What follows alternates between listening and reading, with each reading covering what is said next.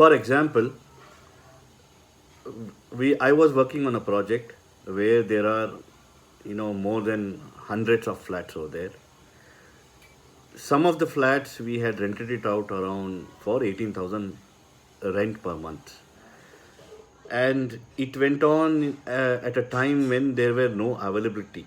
At that time, certain of the flats were finalized for 22,000 a month.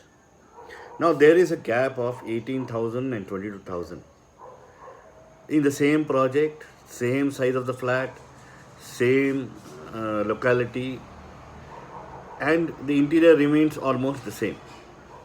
There's not much of difference, but since there's a gap of 3 to 4,000 rupees difference, so here, if you can understand, the correction should happen for the flat which the tenant is paying 22,000 rupees. It doesn't imply for the flat which the tenant is paying 18,000 rupees. It will be wrong if the person who's paying 22,000 reduces 1 or 2,000 rupees, and the person who's paying 18,000 is reducing 1 or 2,000 rupees. So this aspect one has to really understand, and it goes on case to case basis. One has to study, one has to understand. You cannot take this as a general perspective. So one has to see in all these aspects. Similarly, in quite a few properties, the rentals had reached 30,000, and it was next to an IT firm.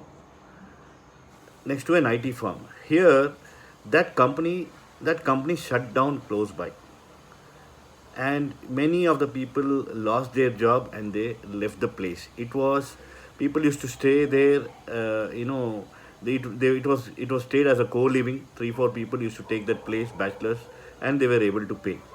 Now, when a tenant, when a family comes, they would not be paying so much because see here, when it's a joint tenants, 3 4 people are staying, bachelors are staying, they can pool in the amount and they can take. But as a family, they can't pay so much.